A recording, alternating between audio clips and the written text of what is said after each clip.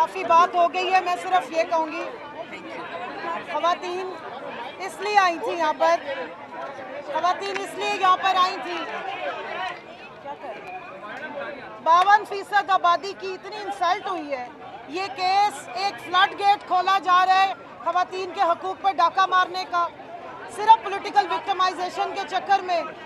जिस किस्म का ये घटिया केस बनाया गया, जो ज़बान बोली गई, जो गाली गलोच की गई, उसकी तवक्को हमें नहीं थी कि अदालत इस तरह की इजाज़त देगी। ख़वातीन की नज़रें लगी थी कि आज यहाँ से इंसाफ होगा, फैसला आएगा।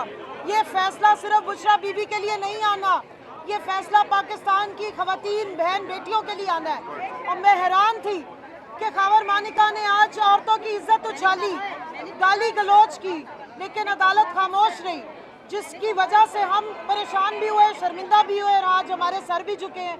और हमें ये लग रहा है कि पाकिस्तान के अदालती जो निज़ाम है उसमें अगर ख़वातीन जाएंगी किसी भी तमाशे के लिए तो उनको आगे से तोहमतें लगेंगी, उनको गालियाँ दी जाएंगी।